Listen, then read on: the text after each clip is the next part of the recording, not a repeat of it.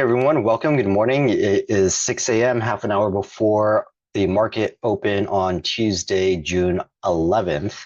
We're not really expecting too much action today. Yesterday was quiet as we expected. It does look like we got some movement. This bar looks, is that a tail? I can't tell. Nope, that's not a tail. So limited range yesterday. That's pretty much what we expected. We're pretty much going to expect the same. Our volume is still really low. The difference between today and yesterday, though, is as we head into all of those major reports that are coming tomorrow, there is potential for us to start ramping up in volume. So what we'll really want to observe is in the last half of the market, if volume starts to come in and if we start to get a little bit directional. If we do, that means institutions are starting to anticipate what those reports might say. I don't know that that's going to happen. I think most institutions will rather wait to see what is actually going to be said rather than try to anticipate it. But there are some firms that specialize in taking higher risk. We have to see how much capital they put towards it. To a certain extent, institutions will allocate a very small percentage. So if I had a $100 million hedge fund, which really isn't that big, and really anything below 500 million to a billion isn't really that significant. But just say I had a $100 million hedge fund, I might allocate maybe half of 1% or a quarter of 1%. So say $250,000 towards making a directional bet on a report that might come out. So that's still not that significant, right? We might start to see bets in the last half. So generally what happens is around 9 o'clock, that's 12 o'clock in New York, the people go to lunch, especially senior traders will go to lunch. Maybe some analysts or junior guys will stay behind and work through that lunch period and prepare certain reports for the more senior traders. And then they get back at 10 o'clock and then they might start trading. Okay, that definitely didn't happen yesterday. But you can see that at about 10:30, 10:40, we did get a pickup in activity and we did push higher for that second half. Just a little bit, not significantly. So that might happen again today with a little bit more volume and gusto, but again, not guaranteed. So either we'll have something similar to yesterday in terms of trading action, which is really just if I go from this to this, it spans about one level. I probably should add new lines right here, but they're more, I don't want to get too micro, but maybe at the very least, these upper ones over here. Oops.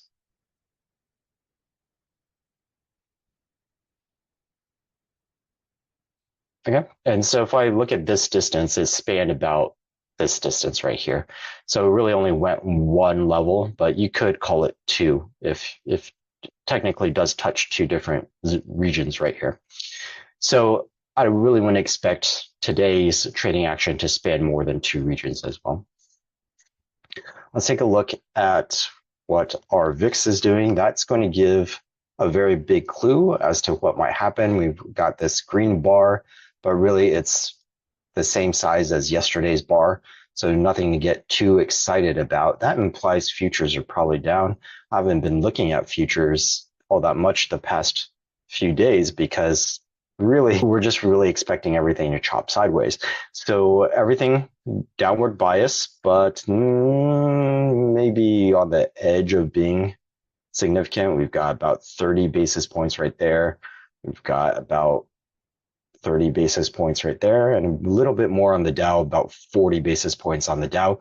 So approaching non-random territory, somewhat non-random territory on the Dow. I wouldn't put too much significance in it because we're really just expecting everything to chop sideways. And just say it does come down. Is it going to break the bottom of the box today? Probably not. If it hits the bottom of the box today, that would already be a pretty big and significant move. But if it does go down today, probably EMA 8, EMA 20, given the fact that we have these major reports tomorrow. So unless the last half of the day, like we were talking about after lunch, well, the institutional traders start driving it downwards, I really don't see it breaking even the EMA 8. So if they push and drive it downwards, we might hit the EMA 20. And if they're just going nuts beyond my expectations, then they might go towards the bottom of this box, but I kind of doubt it. So VIX is showing us that volatility is picking up. We might move to the bottom of this box, but even so, the VIX it's not like it's spiking. It's just going back to where it opened yesterday. So it's not like we're heading towards 14.5 or 15. If we start hitting 14.5, 15, 16, then we've got some real directional movement in the markets, and we'll start seeing that SPY move down. Dollar index is still moving up, so that's going to put pressure on commodities, on gold, on crude oil. If we look at gold moving slightly higher today, but again, it's going to have a lot of trouble. There's a lot of resistance over here, so I'm starting to get, I was still neutral on gold, but starting to get more bearish on gold. So I'd be very careful if you still have any long positions in gold. The CL Energies. Oops, that's not, I was like, that doesn't look right. There you go. Crude oil. Same thing, a lot of resistance in crude oil. And energies are not, they're looking okay, but not great. Energy stocks, that is. So with energies, it's probably going to depend on a lot of these economic reports that come out, not necessarily CPI, PPI, but ones that are more consumer sentiment, yes. So ones that reflect on GDP. If GDP is going down, slowing economy, that means slowing energy, slowing demand for energy. So that would move downwards. If we were seeing a hot GDP or a strong expanding economy, then that's bullish for the energy markets. There are other factors that go into energy markets like oil supply, oil demand, things like that. But in general, right now we're in a period where that GDP is probably going to matter more than either of those things. So we'll just have to see. Generally, it does look like the economy is weakening, which is the Fed's purpose, or that's what they're trying to make happen. So I wouldn't put too much faith in a bounce in the energy markets, especially this is a very clear downtrend. So do we come and bounce off of the MA 200? Maybe. We already did once, so we'll see. But there's a good chance that could break. So I'd be careful in the energy sector as well. Let's see. Bonds. Did we look at bonds? We did not. Okay, bonds broke below back into this channel. Looks like we're opening up slightly higher, but even so, we're still in the channel. So we had a huge gap down, another gap down, and now looks like we might start to consolidate a little bit. But by June 31st, or sorry, July 31st, we should be at the very least at this kind of 89 to 88 level, if not all the way at the bottom of the channel. And we've explained that many times. I'm not going to go through that again, except we could take a look and see what our probabilities are currently showing. This is 12th. That's tomorrow. We still have 0.6. So yeah, I guess it's not realistic to expect that this will go actually to 0. But basically, we're saying the 0% chance of a rate cut tomorrow, and then a month and a half from now, these really should collapse down to 0. And as they collapse down to 0, we will move further down towards the bottom of the channel.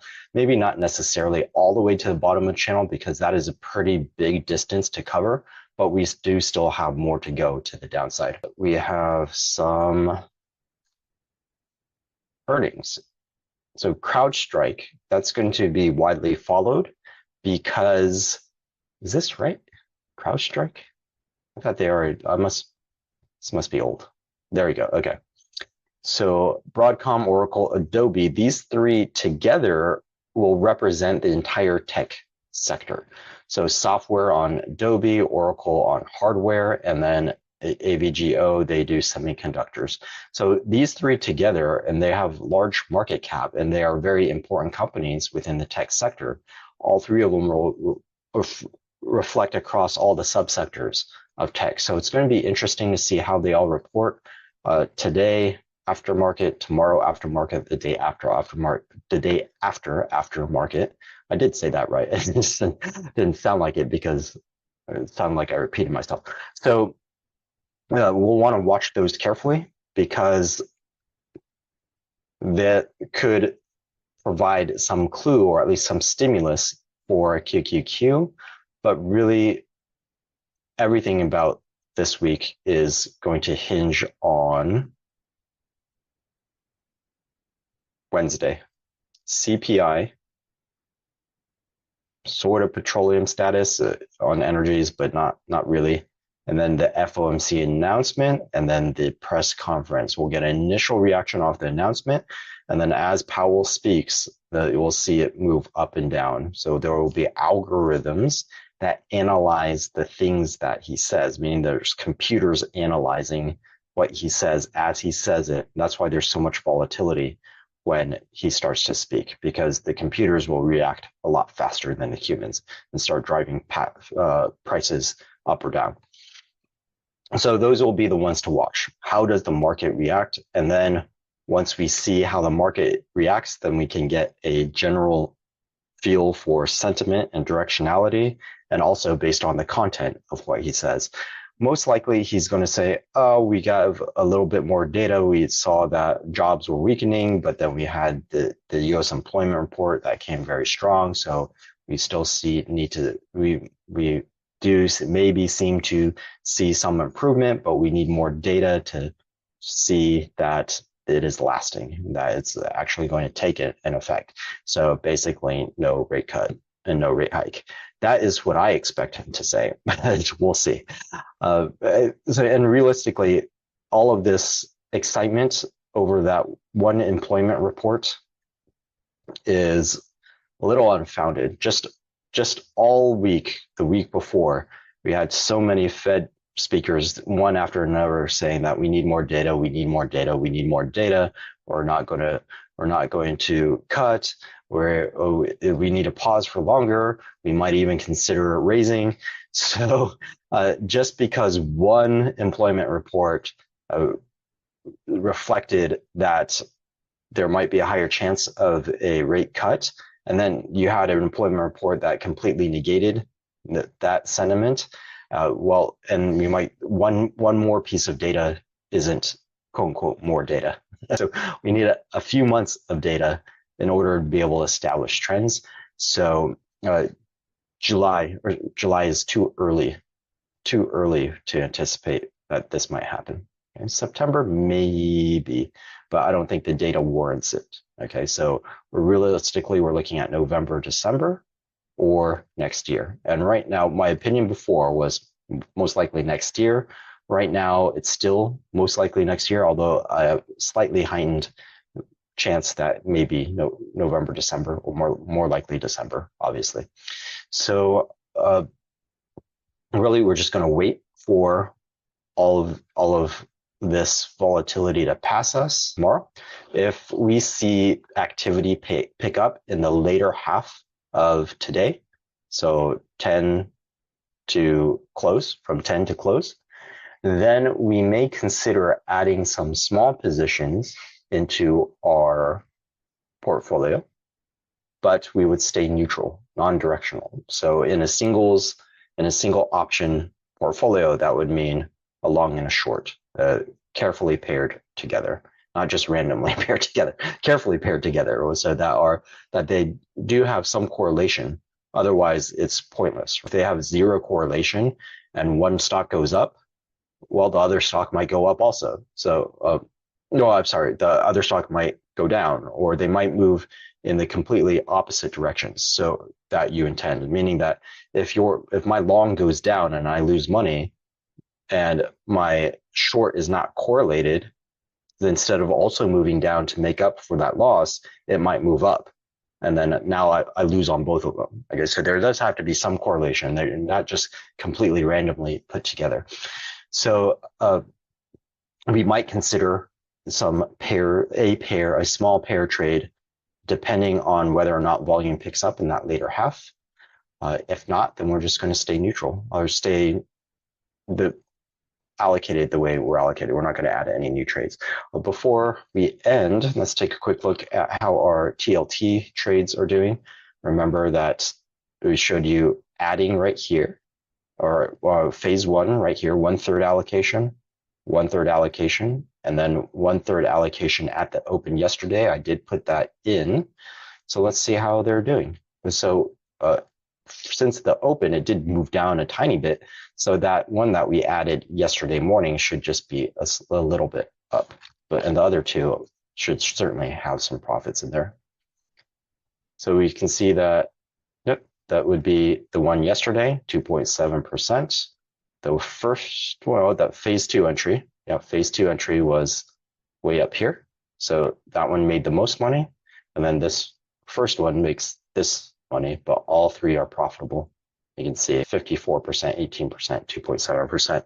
And we do expect those to continue to make money. We'll consider closing one or all of them around the 90 level in case we chop sideways for a bit and then perhaps re-enter to move towards the bottom. That's the current plan. Remember, investing is a plan, and you have plans for whether it goes as you expect or if it doesn't go as you expect. You still have plans for everything. So all of this is decided ahead of time, not just, oh, let's just see what the market does. Okay, so we have our plan. So far, it is all working out according to plan very, very well. Okay, and that's about it. Let's see, our futures still pretty much where we were before. So we may have we're right at this purple level. So what we'll want to see at the open is, do we head up or do we head down? Generally, 70% chance that we head towards the previous day close. So we could move up initially. Of course, there is that downward bias in the future, so we could move down then up. But really, we're probably going to chop between this just call it 531, a little above 531, and 536.5. We're probably going to stay in this region. And if we do break out of it, it'll most likely be in the later half of the day. So that's what we'll expect for today. Really much more activity and action tomorrow, and then perhaps trades on Thursday. So that's it for today. Have a wonderful rest of your day, and I will see you in the aftermarket.